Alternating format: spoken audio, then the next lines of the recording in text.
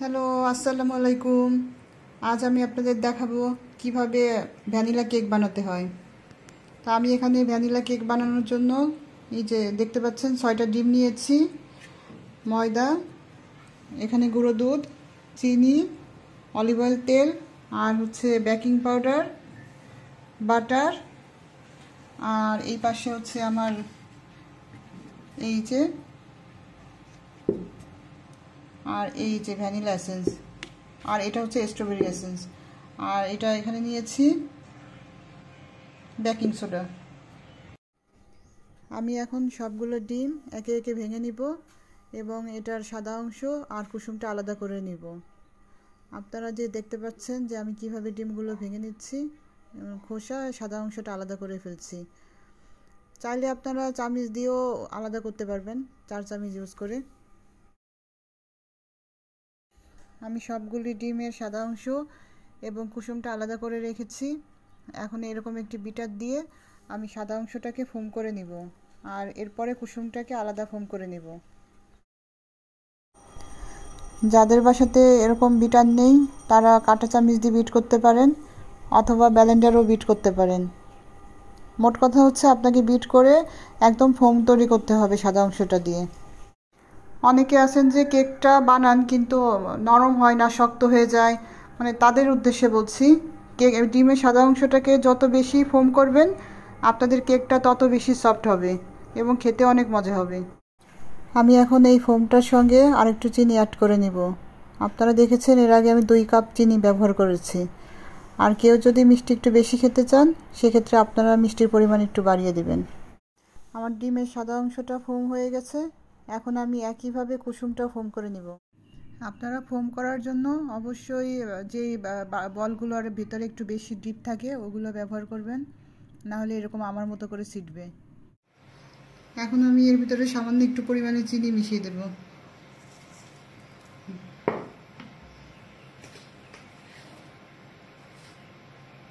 আর সামান্য একটু লবণ দিব,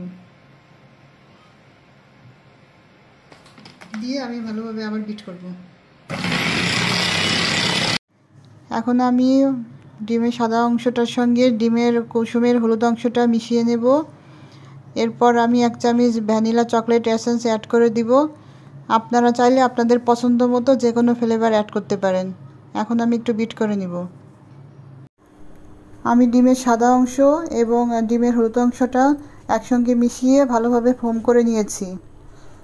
এখন আমি একটি চালনিতে করে নিচ্ছি 2 কাপ পরিমাণ ময়দা এবং 1 কাপ পরিমাণের গুঁড়া দুধ। গুঁড়া দুধটা আপনার একটু বেশি দিলে আপনার কেকটা একটু নরম হবে বেশি এবং খেতেও সুস্বাদু হবে। আর এই যে কাপটায়, এটা আমি নিউ মার্কেট থেকে 100 টাকা দিয়ে কিনে নিয়েছিলাম। আপনারা চাইলে যে কোনো জায়গা থেকে কিনতে পারবেন। আর এর সঙ্গে আমি অ্যাড করে দিচ্ছি 1/2 টেবিল স্পুন বেকিং সোডা, আর এর সঙ্গে আমি নিব 1 টেবিল স্পুন বেকিং পাউডার। এই সবগুলো উপকরণ আমি একসঙ্গে মিশিয়ে ভালোভাবে চেলে নিব। আমি যতগুলো উপকরণ নিয়েছিলাম আপনারা দেখেছেন সেগুলোকে সব একসঙ্গে আমি চেলে নিয়েছি। চেলে নিয়ে এখন একটি চামচের সাহায্যে আমি এটি মিশিয়ে নিচ্ছি। আপনারা এইভাবে ভালোভাবে চেলে নেবেন, না হলে আপনাদের কেকের ভিতরে দেখবেন যে লাম্পস থাকতে পারে। আমি যে ডিমের ফোমটা করে রেখেছিলাম এখন সেটি এই ময়দার সঙ্গে মিশিয়ে নিব।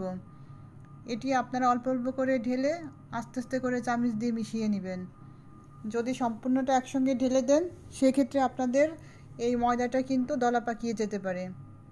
আর এর ভিতরে আমি এখন 1/2 কাপ দুধ অ্যাড করে নিব। দুধটা আমি চারিপাশে ঘুরিয়ে ঘুরিয়ে আস্তে আস্তে করে অল্প অল্প করে নিয়ে নিব এবং চামচ দিয়ে এভাবে সুন্দর করে মিশিয়ে নিব। আস্তে আস্তে করে নেড়ে নেড়ে মিশাতে হবে, না হলে কিন্তু দলা পাকিয়ে যাবে। আর এর ভিতরে এখন আমি 1 কাপ পরিমাণ অলিভ অয়েলের তেল ব্যবহার করব। আমি এখানে তেলের পরিমাণ একটু কমিয়ে দিচ্ছি, কারণ আমি এখন এর ভিতরে 1 চামচ ভ্যানিলা এসেন্স দিয়ে দেব।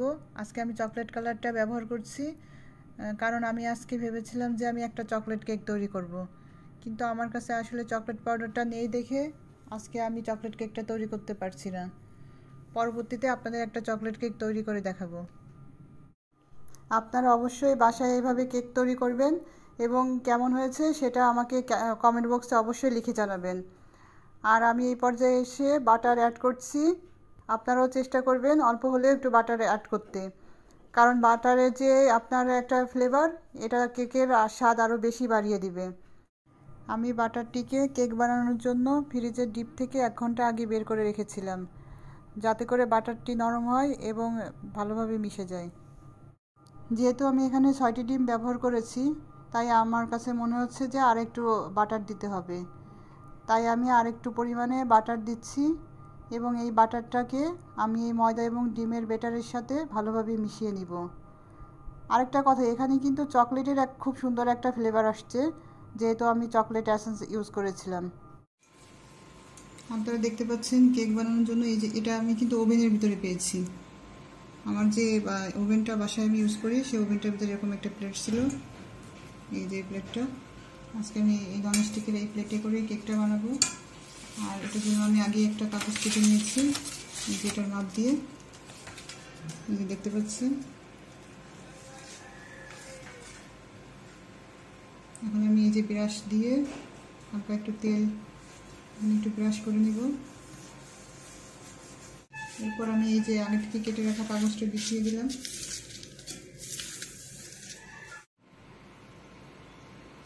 আপনারা এই যে আরেকটি দেখতে পাচ্ছেন, এটা আমি মেলা থেকে কিনেছিলাম 130 টাকা দিয়ে, একটু ননস্টিকের।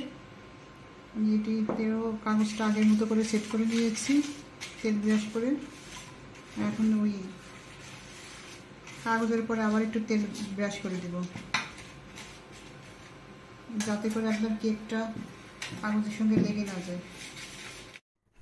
আপনারা দেখতে পাচ্ছেন আমি এই কেকের প্যানটির উপরে কাগজ বিছিয়ে নিয়ে তেল ব্রাশ করে রেখেছি উপর দিয়ে। এইভাবে তেল ব্রাশ করলে আপনার কেকটির তলায় লেগে যাওয়ার সম্ভাবনা থাকবে না।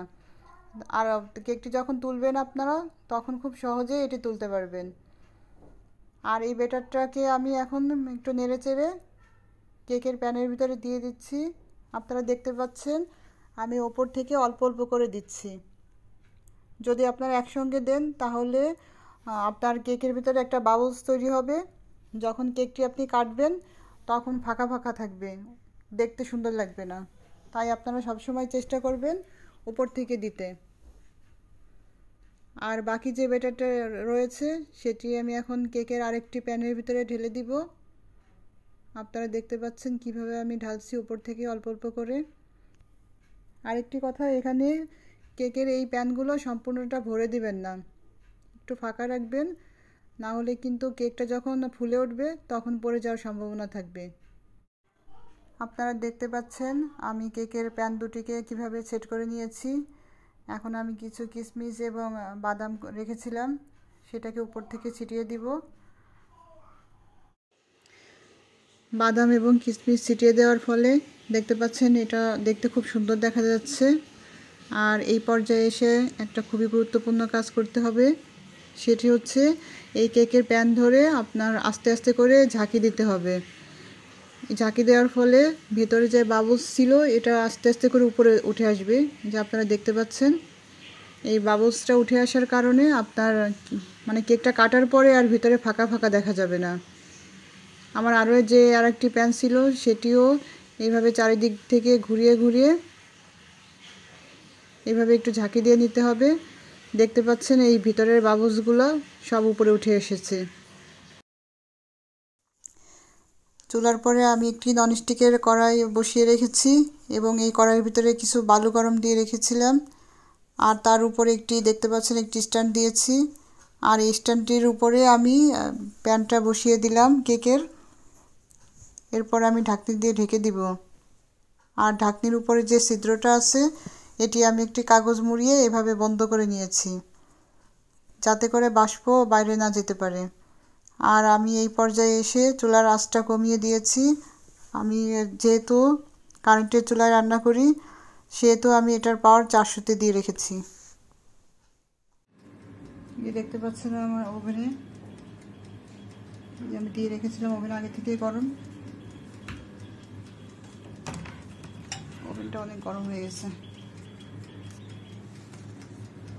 এখন আমি এই গরম ওভেনের ভিতরে এটা দিয়ে দেব।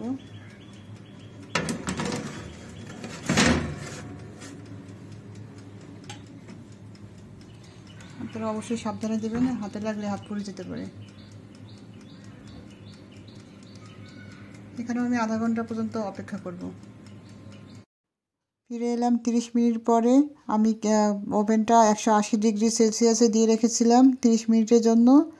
এখন আমি একটি কাঠি দিয়ে একটু চেক করব ভিতরে কাঁচা আছে কিনা। আমি চুলায় যে কেকটি বসিয়েছিলাম সেটিও এখন চেক করে দেখব হয়েছে কিনা। আর এটি খোলার সঙ্গে সঙ্গেই কিন্তু সুন্দর একটা ফ্লেভার আসলো, আর দেখতেও মনে হচ্ছে যে একদম বেকারিতে তৈরি করা কেকের মতো। আপনারা দেখতে পাচ্ছেন কেকটি দেখতে কত সুন্দর হয়েছে। আমি কেক দুটিকে বের করে ঠান্ডা হওয়ার জন্য কিছু সময় রেখে দিব। কেকটা ঠান্ডা হয়ে গেছে। এখন আমি কেকটা প্যান থেকে আলাদা করে নিলাম এবং এর গায়ে লেগে থাকা কাগজগুলি আমি আস্তে আস্তে করে ছাড়িয়ে নিব। আপনারা এই পর্যায়ে বেশি তাড়াহুড়া করবেন না, নাহলে কেকটা ভেঙে যাওয়ার সম্ভাবনা থাকবে। আর এভাবে আমি একটি নাইফ দিয়ে কেকটা স্লাইস করে কেটে নিব। আর আপনারা ঘরে অবশ্যই এরকমভাবে একটা কেক তৈরি করে খাবেন আর আমাকে কমেন্টে জানাবেন কেমন হয়েছে।